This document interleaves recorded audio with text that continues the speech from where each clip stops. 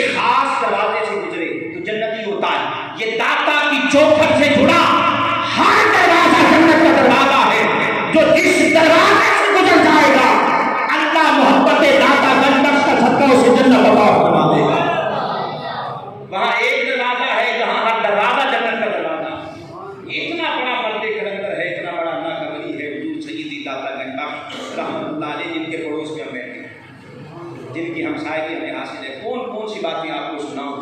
یہ ایک دور تھا.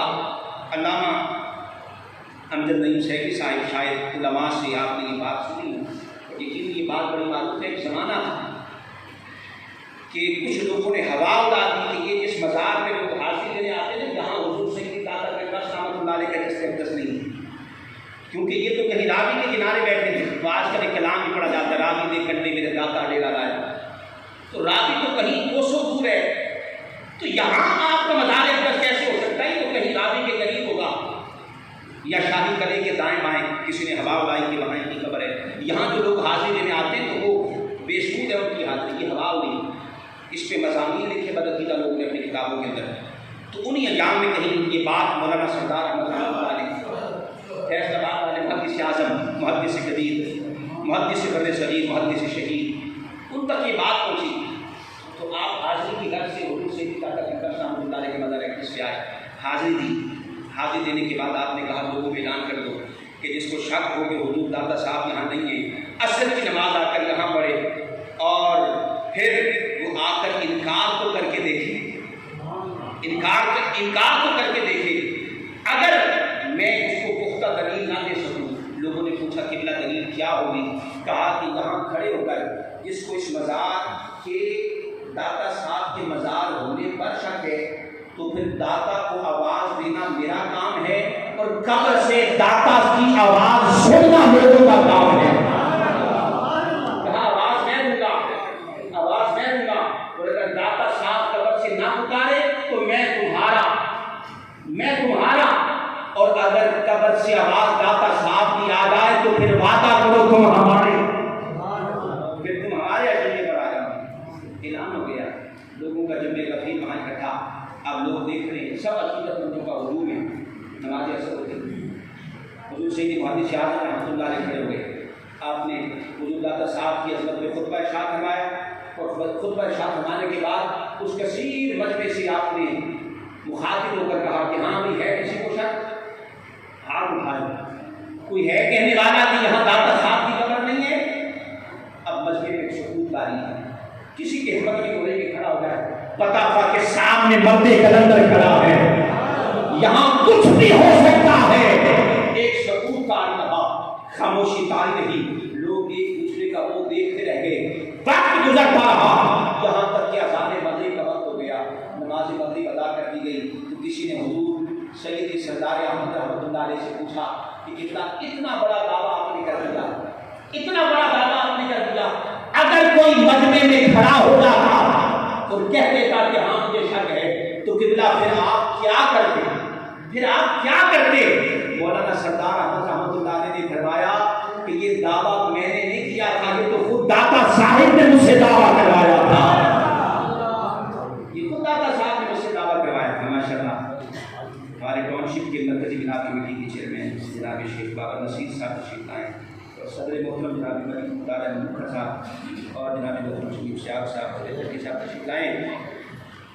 حمزہ بھائی کے ساتھ ان کی بڑی محبتیں، تو اس محبت میں آپ اس محفل میں تشریف لائیں. انتظامیہ کی جانب سے میں ان کو خوش آمدید کہتا ہوں. اللہ تعالیٰ ان کی محبت کو سلامت رکھے. سب کہیں آمین. تو میں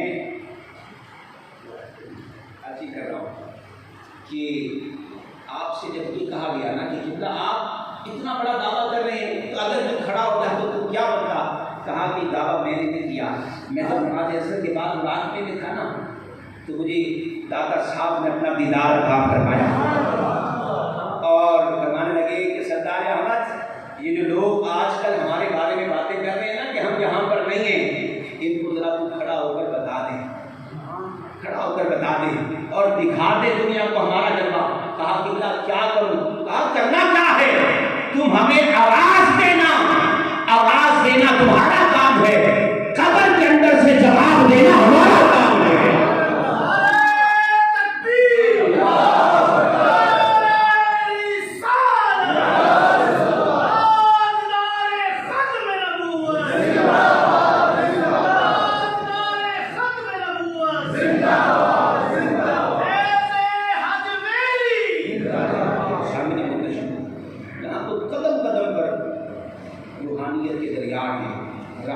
संग मील हैं। सुल्तान साहब के बारे में इंसान क्या कह सकता है। ये एक हकीम सा नजराना था हुजूर डॉक्टर साहब की खिदमत में जो मैंने पेश किया। दूसरी आला कुर्बान जाए जी, हम अपने मुकद्दर पे कि कायनात में रूहानियत के सितारे भी हमें अता किए हैं और शरीयत के सितारे भी हमें अता किए हैं। तो सईद आला हज़रत मुक़द्दस रहमतुल्लाह अलैह की बात की जाए तो समंदर इल्म का जो है बाहर पूरे किनार हैं जो सईद आला हज़रत रहमतुल्लाह कि जब सरज़मीन बर सग़ीर हिंदुस्तान पर लोग ये बातें कर रहे थे हुज़ूर अलैहिस्सलाम के इल्म के बारे में, आपके इख्तियारात के बारे में, लोगों के ज़हनों में इश्कालात पैदा किए जा रहे थे और जनाब कोई जवाब देने वाला नहीं था। बड़े बड़े दावे कर दिए थे। किसी ने कहा कि जनाब माअज़ल्लाह अस्तग़फिरुल्लाह अलज़ीम कि नमाज में हुज़ूर का ख्याल आ जाए तो नमाज पढ़ जाए। किसी ने कहा कि हुज़ूर को दीवार के पीछे का इल्म नहीं है, हुज़ूर के इल्म पर इख्तिलाफ़ किए गए, आका के इख्तियारात को चैलेंज किया गया। तो उस वक्त सरज़मीन बर सग़ीर पर जिस मर्द कलंदर ने इन बदअक़ीदा लोगों का नाश्ता बंद किया और हमारे अकायद पर पूरी ताकत के साथ पहरा दिया, वो हस्ती कोई और नहीं थी, सैयदी आला हज़रत अज़ीम बरकत की हस्ती। लोगों को आपने बता दिया, पैगाम दिया, दुश्मन अहमद पे शिद्दत कीजिए, दुश्मन अहमद पे शिद्दत कीजिए, मुल्हिदों से क्या मुनफ़्फ़त कीजिए और खैर से न जाए बेदीनों के दिल, या रसूल अल्लाह की कसरत कीजिए और शिर्क ठहरे जिसमें ताज़ीम हबीब, शिर्क ठहरे जिसमें ताज़ीम हबीब। लोगों ने कहा ताज़ीम करना शिर्क है, किसी वली के आगे हाथ बांध के खड़े होना शिर्क है, या रसूल अल्लाह कहना शिर्क है, मिलादे मुस्तफ़ा मनाना बिदअत है। जब ये बातें सरज़मीन हिंदुस्तान पर अंग्रेज के ईमान पर उम्मत को तोड़ने के लिए ये शोशे उड़ाए जा रहे थे, खुदा की कसम उस दौर में कि जब कोई जवाब देने वाला ना था, सईद आला हज़रत अज़ीमुल बरकत रहमतुल्लाह अलैह बरेली की दरगाह से पुकार कर कहते हैं कि शिर्क ठहरे जिसमें ताज़ीम हबीब, उस बुरे मजहब पे लानत की। कहीं जरा सुभान अल्लाह। इस मोहब्बत आपको उठाकर जवाब दे, इस मोहब्बत मुल्के सुखन की शाही तुमको रखा जिस शब्द आ गए हो सिक्के सामने लोग कशम याद आ रहा किल की रजा है खंजरे बुखार बरकबान, किल के रजा है, किल कहते हैं कलम की नोक को।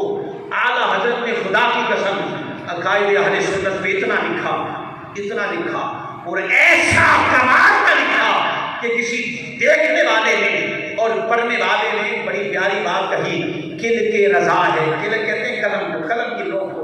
आला हज़रत ने अज़मत मुस्तफ़ा में, अज़मत औलिया में लिख कर किताबों के दफ्तर तैयार कर दिए। तो जब पढ़ने वालों ने पढ़ा तो बेसाख्ता जुबान से निकला, किल के रजा है, किल के रजा है, यानी कलम में रजा है, कलम रजा का कलम, किल के रजा है खंजरे खूंखार बर्कबार, किल के रजा है खंजरे खूंखार बर्कबार।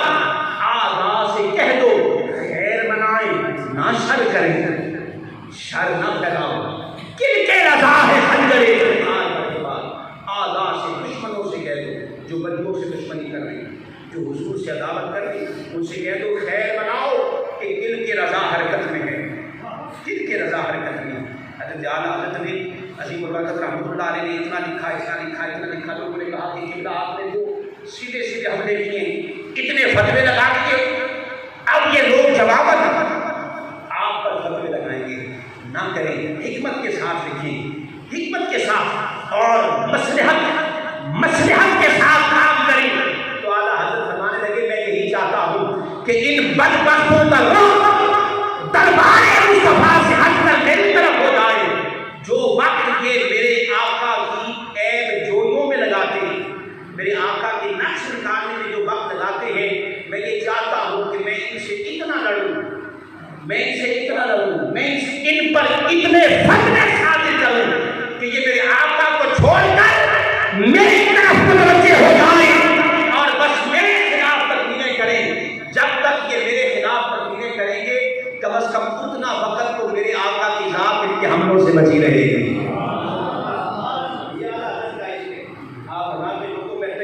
ساتھ کہتا ہوں، میں یقین کے ساتھ کہتا ہوں، شرح صدر کے ساتھ کہتا ہوں، اگر میرا سینہ چاک کیا جائے اور میرے دل کو باہر نکالا جائے اور اس دل کے 2 ٹکڑے کیے جائیں تو میں یقین کامل کے ساتھ کہتا ہوں اللہ نے مجھے اپنی اتنی محبت عطا کی ہے، اپنے محبوب کی اتنی محبت عطا کی ہے کہ میرا سینہ چاک کر کے دل باہر نکال کے 2 ٹکڑوں میں تقسیم کیا جائے تو تمہیں رضا کے دل کے ایک ٹکڑے پر اللہ اور دوسرے پر محمد لکھا ہوا ہے۔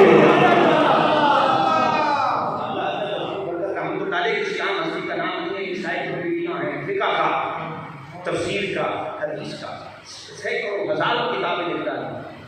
آپ کا بتاؤ کیا مان نہیں ہے 30 جلدوں کا رفتاری کا ایسا عظیم کام ہے اعلیٰ حضرت عظیم برکت۔ ہم نے تو صرف لوگوں کو ایک پہلو بتایا کہ حضور کی ناموس پر آپ نے بڑا کام کیا، حضور کی ناموس پر تو کیا ہی کیا ہے۔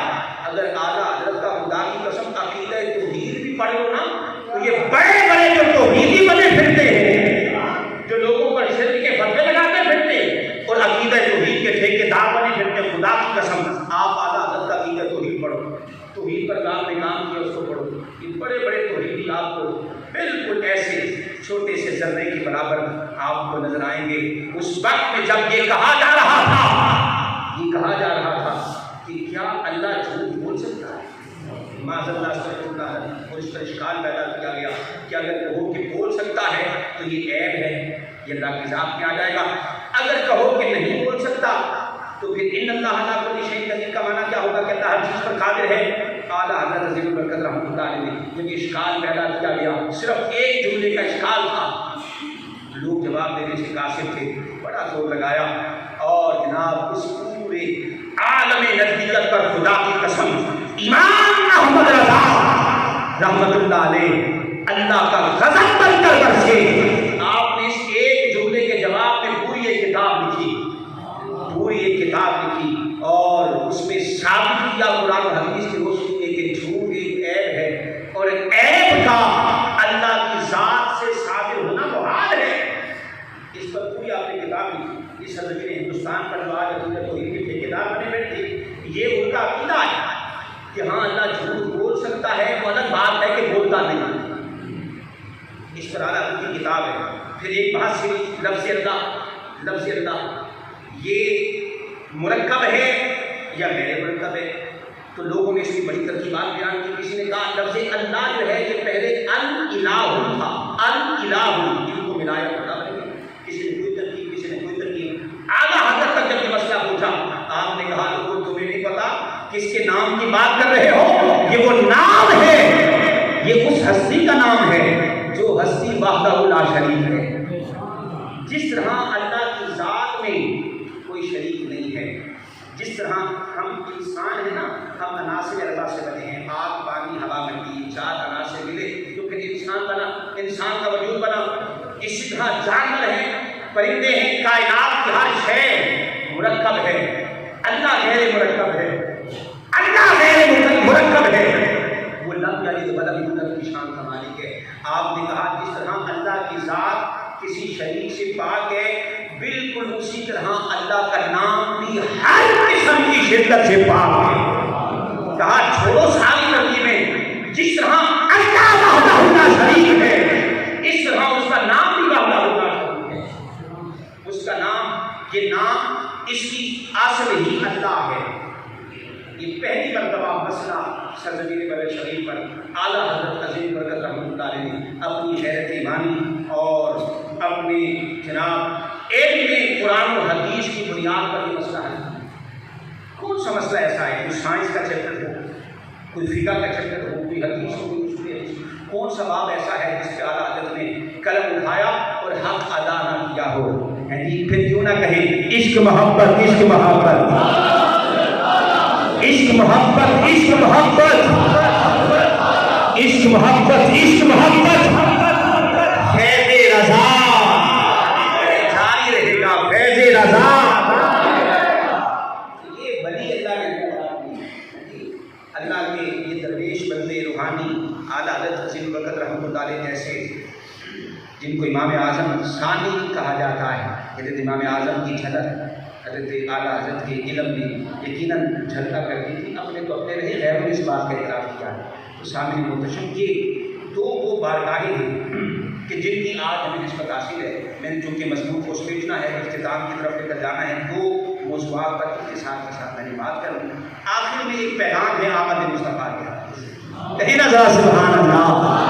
آمد مصطفیٰ، آمد مصطفیٰ، آمد مصطفیٰ، سرکار کی آمد، لجپال کی آمد، آقا کی آمد، سہرے کی آمد، مدنی کی آمد، مدنی کی آمد. یہ وظیفہ ہے، یہ ربیع الاول شریف کا وظیفہ ہے. لوگ وظیفے پوچھتے ہیں کہ محرم آ جائے گی، محرم کا کیا وظیفہ ہے، کیا پڑھیں کہ ہمارے حالات بدل جائیں. پھر علماء بتاتے ہیں محرم کا یہ وظیفہ ہے، رمضان کا یہ وظیفہ ہے، شوال کا یہ وظیفہ ہے. جب ذوالحج آ جائے بھائی یہ کلمات پڑھا کرو. یہ کلمات جو ذوالحج میں پڑھتا ہے اس کو فلاں فلاں فلاں انعام ملتا ہے. میرا سوال ہے ربیع الاول کا وظیفہ کیا ہے؟ یہ میری اپنی محبت ہے، میرا ایک اپنا عقیدتوں کا خراج ہے حضور کی بارگاہ میں. لوگوں کو ہر مہینے کا کوئی نہ کوئی وظیفہ ہوتا ہے. ربیع الاول کا وظیفہ کوئی اور نہیں ہے، فقط یہی وظیفہ ہے، سرکار کی آمد، آقا کی آمد، سہرے کی آمد، آمد مصطفیٰ.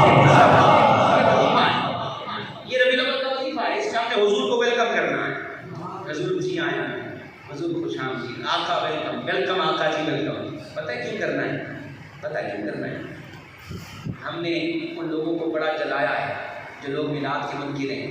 آج تک انہیں کو جلاتے رہے کہ کوئی سردائے سڑ جائے، کہ کوئی مردائے مر جائے، پر سنیاں نے تھے گج بج کے. لیکن ہم اب ان بھائیوں کو دعوت دیتے ہیں، خدا را حالات کو سمجھیں. اب ہم آپ سے نہیں لڑ سکتے. اب لڑائی ہے ہماری بڑے گھر سے، وہ جہاں سے ساری شرارتیں ہو رہی ہیں. آئے وہ اس کوئی نہ کوئی حملہ حضور کی عزت پہ، حضور کی ناموس کو اڑائے. اور کوشش یہ کی جا رہی ہے کہ کسی طرح اس امت کا تعلق حضور کے ساتھ کمزور کر دیا جائے. اور اس کے لیے نہ جانے کیا کیا حربے، بے حیائی کا بازار گرم کیا ہوا ہے سوشل میڈیا پر، الیکٹرانک. ہاں جی، قبلہ امجد صاحب بھی توجہ دلا رہے ہیں کہ جو کچھ آج کل آقا علیہ السلام کی عزت و ناموس کے حوالے سے ابھی آپ دیکھیں گے ہماری اسمبلی ملک پاکستان ایک خداداد اسلامی ریاست پاکستان ہے. ابھی اس اسمبلی کے اندر خلاف اسلام بل منظور ہے. یہ ایک نہیں ہے، اس سے پہلے جو دور حکومت گزرا ہے اس میں کیسا بل پیش کیا گیا تھا. کہ تو ہم خدا کی قسم جتنا بھی شکر ادا کریں کم ہے کہ اللہ تعالیٰ نے ہمیں لبیک والے عطا کر رکھے ہیں، ہمیں بابا کی جیسا عظیم دان عطا کر رکھا ہے جس نے ہماری روح مصطفی کو بیدار کر کے رکھا ہوا ہے. ایسے ایسے بل خطرناک قسم کے پیش کیے ہیں کہ جن کو مجاہدوں نے اپنے سینوں پر گولیاں کھا کر روکا ہے. اور آج بھی جو لوگ یہ ارادہ رکھتے ہیں کہ یہ بل منظور ہو گیا اور اس کو اپلائی کر دیا جائے گا، نہیں بھائی اب یہ وقت گزر گیا کہ جب تم اپنی طاقت کے بلبوتے پر ملک پاکستان جیسے عظیم اور مقدس ملک کے آئین کے ساتھ کھلواڑ کیا کرتے تھے. اب اللہ تعالیٰ نے اس پاکستان کو وہ عظیم ثبوت عطا کیے ہیں کہ ایسا بل منظور کروانے سے پہلے تمہیں ان لاکھوں فرزندان اسلام کی لاشوں سے گزرنا پڑے گا. اور خدا کی قسم قیامت آ سکتی ہے، آسمان اور زمین ٹکرا سکتے ہیں، لیکن تحریک لبیک پاکستان کا جب تک ایک سپاہی بھی زندہ ہے کبھی ملک پاکستان میں کوئی ایسا قانون ہم پاس نہیں ہونے دیں گے. زندہ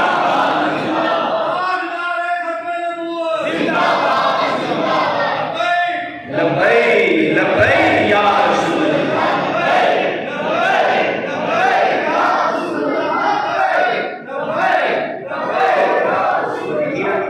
ان لوگوں تک ہمارے قائد محترم حضرت علامہ مولانا حافظ صاحب حسین صاحب کا پیغام پہنچ چکا ہے کہ ہم بھی بڑے بے قرار ہیں فیض آباد کے لیے، اور فیض آباد بھی ہمیں یاد کر رہا ہے.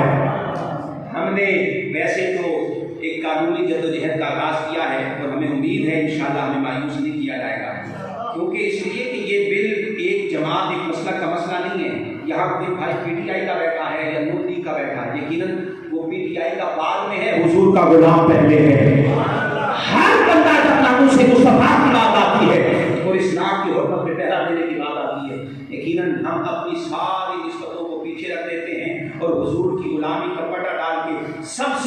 صفحے اول میں آگے کھڑے ہو جاتے ہیں۔ یہ ایمان کی حرارت ہے جو اللہ نے الحمدللہ تعالیٰ ہمیں عطا فرمائی۔ تو شامل محتشم میں بات کلوز کرنا چاہتا ہوں، اختتام کی طرف لے کر جانا چاہتا ہوں۔ آج یہ کہتا ہوں اس وقت ہمیں سمجھنا چاہیے کہ ہمارے چیلنجز کیا ہیں۔ ابھی بھی اگر ہم آپس میں ہی لڑتے رہیں گے تو پھر اغیار کو کفار کو جواب کیا ہوگا؟ اصل سازش ہے وہاں پیچھے سے، جہاں آئے روز نہ جانے کتنی کتنی سازشوں کے جال میں جاتے ہیں۔ وہ لوگ جو یہ کہتے ہیں کہ حضور چلے گئے، حضور چلے گئے، اب قصہ ختم، کہانی ختم، مٹی کے ساتھ مٹی ہو گئی، معاذ اللہ سفر جن کو میلاد کے مہینے میں حضور کی وفات کے تذکرے یاد آ جاتے ہیں، وہ خدا کے بندو ہوش کرو، یہ جو تم کام کر رہے ہو نا، یہ تمہیں تو نہ دنیا میں کوئی فائدہ دے گا نہ آخرت میں، برباد ہی لیکن تمہارے اس مشن سے کفار کو کتنی سپورٹ مل رہی ہے تمہیں اندازہ ہی نہیں۔ کہیں تم دانستہ نہ دانستہ طور پر ان کے اعلیٰ کار بنے ہوئے، خدا را اب جاگو، اب جاگو۔ جب تم یہ کہو گے نا چلے گئے تو وہ کہیں گے یار لگتا ہے کہ ہم کام نہ ہو رہے، کیونکہ انہوں نے کہہ دیا کہ حضور چلے گئے، تو چلے گئے کا معنی یہ ہے کہ اب کوئی تعلق نہیں رہا، اب کوئی رشتہ محبت نہیں رہا۔ ہاں ڈر لگتا ہے ان لوگوں سے کہ جو 1400 سال کے بعد بھی یہی کہہ رہے ہیں آقا آ گئے، آقا آ گئے، آقا آ گئے۔ 1400 سال کے بعد بھی جو یہ نعرے لگائے گا سرکار کی آمد مرحبا، عالم کفر کھاپے گا۔ یار ہم نے اتنی کوششیں کر دی، ہم نے اربوں ڈالر اس مہم کے اندر چھوڑ دیے، ہم نے میڈیا خریدا، صحافی خریدے، اخبار خریدے، NGOs ملک پاکستان کے اندر ہم نے نہ جانے کیسی کیسی NGOs پر اپنا کروڑوں روپیہ صرف کر دیا، لیکن کیا فائدہ ہوا؟ آج 14 صدیوں کے بعد بھی پاکستانی اور حضور کی امت یہی کہہ رہے ہیں سرکار کی آمد، سرکار کی آمد۔ اور بھائی جو 14 صدیوں کے بعد بھی یہ کہہ رہا ہو کہ آقا آ رہے ہیں، آقا آ رہے ہیں، ان کے دل سے بھلا ہم آقا کو کیسے نکال سکتے ہیں؟ ان کے دلوں سے بھلا آقا کو کیسے نکالا جا سکتا ہے؟ یہ بات ہے اصل۔ اور صحابہ محتشم جو ان دنوں میں جن کو حضور کی وفات یاد آ جاتی ہے ان کو ہوش کرنا چاہیے۔ الحمدللہ ہمارا عقیدہ بڑا سچا پختہ عقیدہ ہے جو 14 صدیوں سے سینہ بہ سینہ چلا رہا ہے۔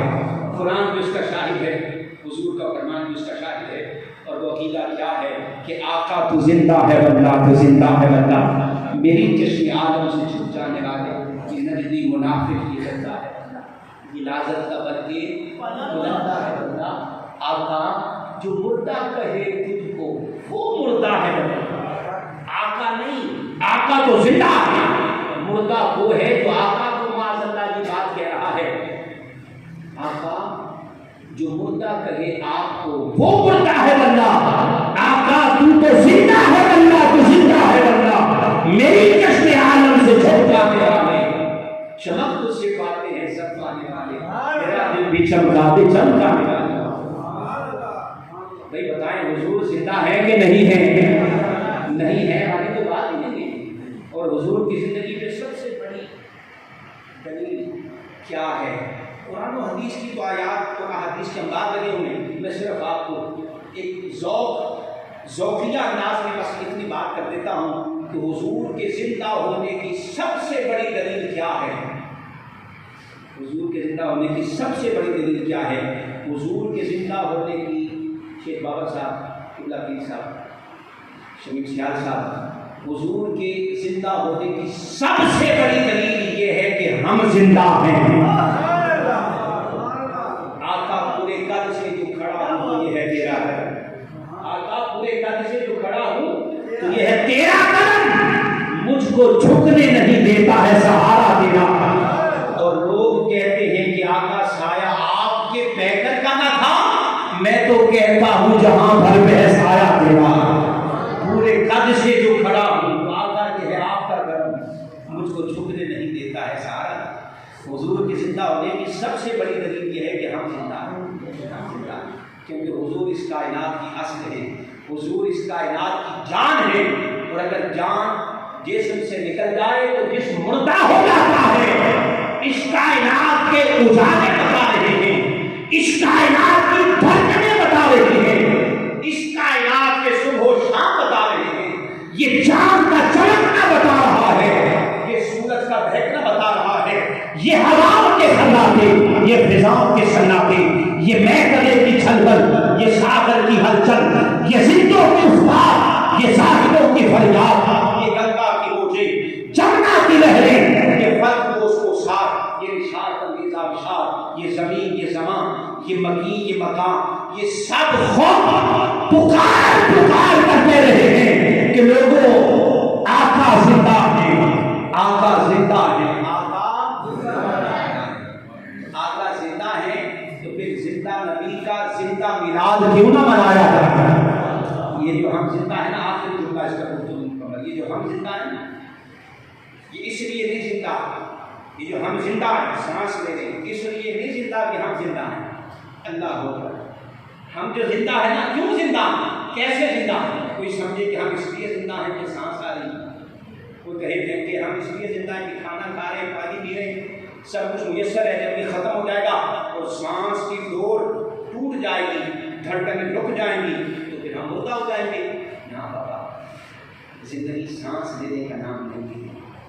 یہ جو ہم زندہ ہے نا، یہ اس لیے نہیں زندہ کہ ہم زندہ ہیں، یہ جو ہم زندہ ہے نا، فقط اس لیے زندہ ہے کہ آقا زندہ ہے۔ کہیں ہاتھوں کو اٹھا کر سبحان اللہ۔ یہ جو ہم زندہ ہیں، یہ اس لیے زندہ ہے کہ آقا زندہ ہے۔ اگر آقا کے بارے میں یہ کہہ لیا جائے اور یہ مان لیا جائے بس آقا، معاذ اللہ جس طرح ایک عام شخص جو ہے وہ دنیا سے چلا جاتا، حضور کا رشتہ حجاب اگر اس ترازو میں تسلیم کر دیا جائے، یہ کائنات ایک لمحے کے اندر بجھ کر رہ جائے، یہ کائنات کی دمک بتا رہی ہے کہ ہمارا چلنا پھرنا اٹھنا بیٹھنا بتا رہا ہے کہ حضور زندہ ہے، حضور زندہ ہے، حضور زندہ ہے۔ اور زندہ نبی کا میلاد جب تک ہم زندہ ہیں ہم مناتے رہیں گے، جب تک یہ چاند سورج رہے گا آقا کا میلاد حضور کو بھرپور انداز میں ویلکم کرنا ہے، پوری دنیا کو پیغام دینا ہے کہ میرا رشتہ میرے آقا سے ظاہر ہے۔ ہمارا جینا مرنا آقا کے لیے ہے، کہ تم 1000 سازشیں کر دو، اور وہ لوگ جو آج ہمارے مخالف ہیں میلاد کے حوالے سے، ہم ان سے بھی گزارش کریں گے کہ خدا را میلاد کو تم اہل حدیث بن کرنا سوچو، دیوبندی بن کرنا سوچو، وہابی بریلوی بن کرنا سوچو، حضور کے میلاد کو سوچو تو حضور کا امتی بن کر سوچو، آقا کا امتی بن کر سوچو کہ بھئی ہمیں اس پر کیا تبصرہ دینا چاہیے، کیا بات کرنی چاہیے۔ انشاءاللہ جب تم فرقے کے لوٹے سے باہر آ کر جب حضور کے میلاد کو سوچنے بیٹھو گی نا، تو بے ساختہ تمہاری زبان سے بھی نکلے گا سرکار کی آمد، آقا کی آمد، سرکار کی آمد۔ اللہ پاک سے دعا ہے رب العزت اور تشریف ہماری اس حاضری کو اپنی بارگاہ میں شرف و قبولیت عطا فرمائے۔